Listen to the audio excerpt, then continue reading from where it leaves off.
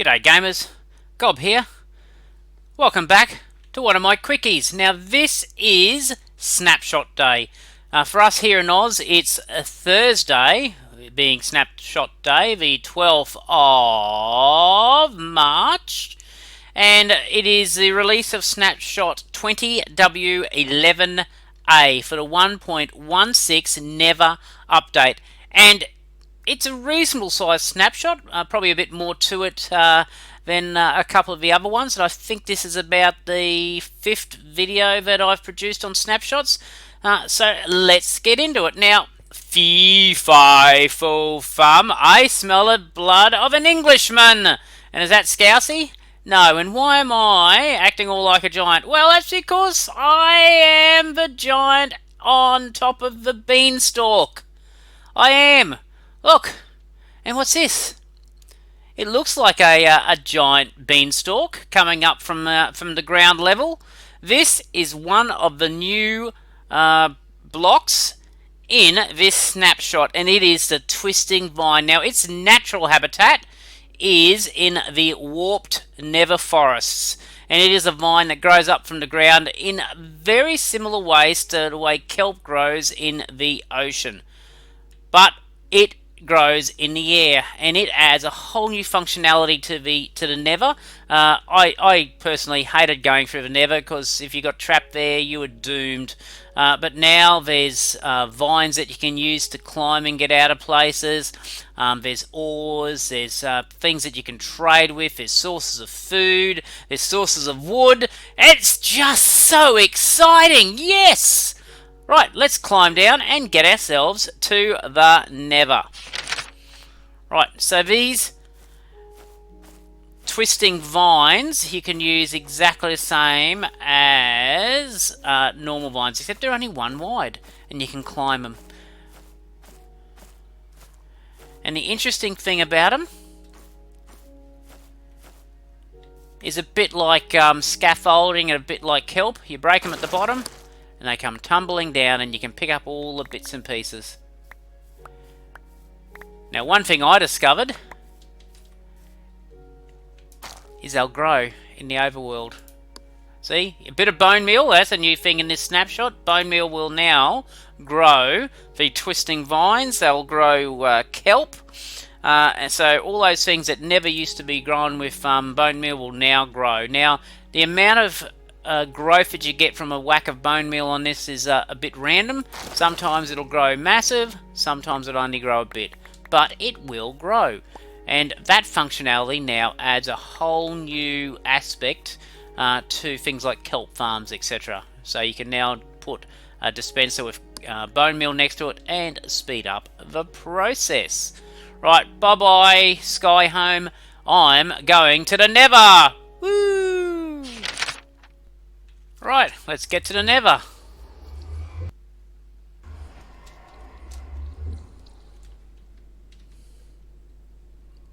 Now that is the worst nether portal ever. Anyway, let's go in search of new stuff. And I may see some over here already. Yep, just here. There be gold in them there hills.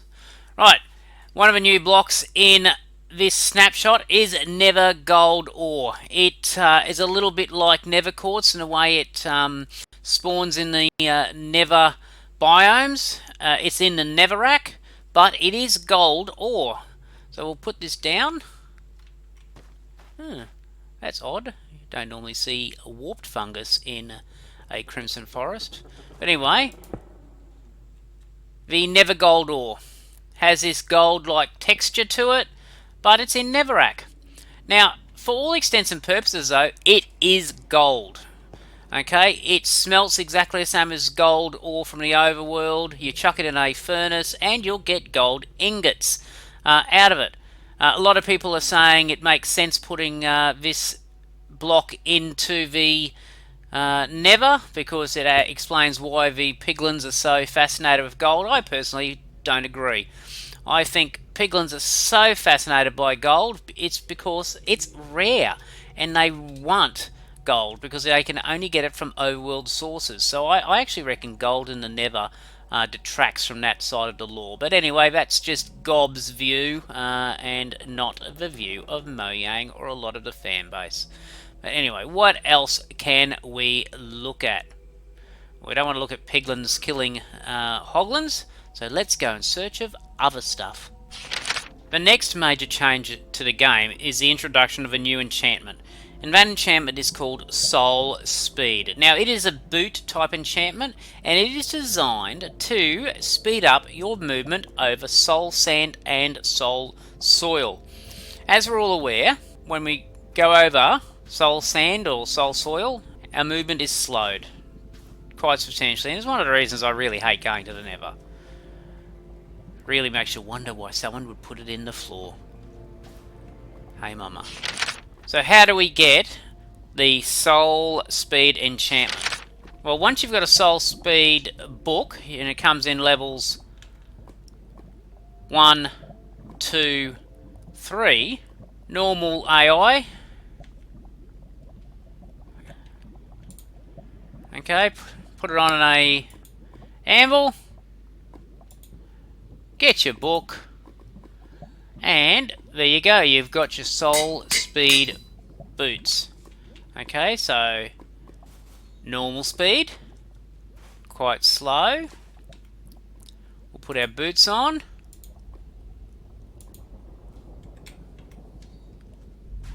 And look at that. That's not me running, that's just normal walking speed. Pretty cool, hey? Now that lends a whole new way of thinking about movement through the Nether. You know, if you wanted to do a Nether tunnel, you might be able to use soul sand in your tunnels and use your Soul Speed boots to get along quite quickly. The only problem's going to be it takes off durability as you go. Now, there's been a few things on Twitter about the durability aspect of Soul Speed and your boots. And one of the devs from Mojang, King B Dogs, has tweeted he's after feedback about the durability aspect. And should we be looking at durability effects on the boots for going over soul sand, or should we be looking at a hunger type change? And that's an interesting comment and an interesting bit of information that the devs are seeking feedback for. So if you have any strong views on that one, head across to Twitter and chuck a comment against the tweet. So how do we get the enchanted books for the Soul Speed? Well, unlike other enchantments, we can't make them, we can't buy them, and I don't know about fishing them up at this stage. Where we can get them from is trades with our piglin. And here is my captive trading market, and I'm going to show them the money. Show you the money. Yeah, there you go. It's raining gold. Hallelujah, it's raining gold. Yeah, yeah, yeah, yeah. Well, I'm going to keep on feeding them all this gold, and we will see what we get back from them. I'll be back. Okay, so the trade fest is now over, and I've put my spoils in there. So what was it, 5 stacks of gold, and from that I got a bit of loot, but not a single enchanted Soul Speed book. So I am guessing it must be pretty rare. Yep, that's a lot of gold for nothing. Thanks for nothing. Right, now while we're here with the... Oh, hello. There's some zombified piglins. I miss you, zombie pigman. I miss you. Now, oh, did you notice that particle effect? That's the particle effect when you run over the soul sand using the Soul Speed enchantments. Isn't that pretty cool? Right, now I'll show you the other things that have changed. Okay, so now it is possible to place doors and trapdoors on our soul sand. Never used to be possible. And we can also place redstone, which again wasn't possible previously. So it's now added extra functionality for these blocks and ability to build in different places in the Nether. That's pretty cool, isn't it? Another thing that we can now do in the Nether on this soil is railways, minecarts will no longer be slowed down by soul soil.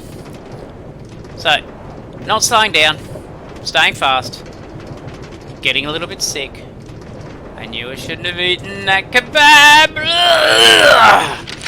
Now, remember in my snapshot where we introduced the crying obsidian? Well, in that one I discovered that I was able to break it with any form of pick, and it really, even though it was called obsidian, didn't operate like obsidian. Well, they've fixed that, and you need an iron pick or greater to break the crying obsidian, and it now has the same properties as an obsidian block. Okay, so it won't be moved by pistons and things like that. So it is obsidian, but crying. That's why we call it crying obsidian. Okay, moving on. Now, another change that's been made to the game is our trusty hoe is now the official item to harvest a number of blocks. Up until now, the hoe's been a bit of a joke. We've all don't like the hoe. The hoe has been no good. But as of 1.16, the hoe has come of its own, and we can all use the hoe. Do you want the hoe? Do you want it? Do you? Don't put the crossbow down. I have a hoe and I'm not afraid to use it. Anyway, we're not here to look at you. Go. No, I went that way. That's it. Better. You're out of frame. Sweet. Okay, as I was saying, the hoe is now able to harvest hay. Okay, so our hay bales, the hoe is the official harvesting tool for hay bales. Now, as we learnt in the previous snapshots, hay bales are used to make, target blocks. So our hoe is the official harvesting tool for target blocks. Just makes sense, a target block. Oi! Bugger off! That's it, get out of the shot. Right, okay, so hay is just... target block's just hay, so we can harvest it with a hoe. Shroom lights. Can it be harvested with the hoe? Our dried kelp blocks, also harvested with the hoe. Our crimson neverwort block and our warped warp block are all items that are now harvestable with the hoe, and the better the hoe, the quicker it goes. Right, you got nothing to say? No? Yeah, you go and stand in the corner. That's it, you stay over there. Okay, one other thing that came out in the latest snapshot was a note that said something along the lines of, before we dive into this snapshot, a word about redstone. And what does this mean? Well, I'm not a big redstoner, so it didn't immediately spell doom and gloom for me, but I notice on Twitter there's a little bit of angst over that comment, and basically what they're saying is they want to get rid of undefined redstone behavior.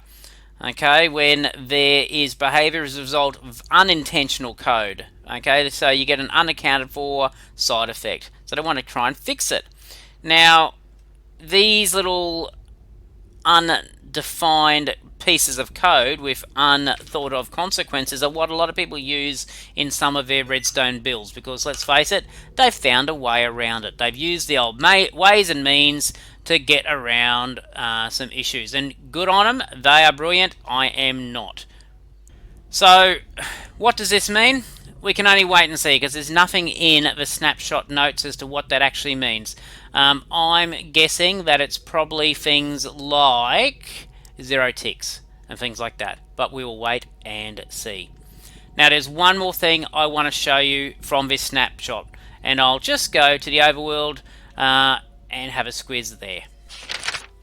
Okay, so the last thing I wanted to talk about was I have made one other little change to the game, and that is that you can now set things on fire that used to not go on fire using flaming arrows, and that is specifically campfires and TNT. And now bells will ring if you hit them with an arrow. Okay, so let's give that a crack and see what it does. Right, first things first, let's give a go at the bell and see if it rings. Oh, it missed. Got to hit it first. There we go. Bring out your dead. Bring out your dead. Bring out your dead. I'm not dead. Right, okay, campfires. Let's see if we can start it using our... Oh, missed it. There we go. We now have a working campfire. And we can cook our stuff. Happy days. Right. Our TNT. Whoop, whoop, whoop, whoop. Excellent. Made a nice little hole. Right. Well, if you enjoyed this video, please give it a like. Don't forget to subscribe to my channel and chuck us a comment. Until next time... Hang on. What's that? Over there. In the hill. Over my right shoulder.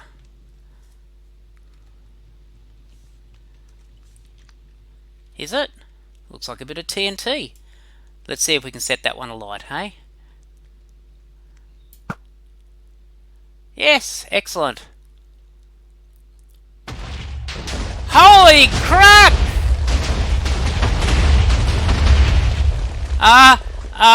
It wasn't me. Blame Scousey. Okay, hooroo!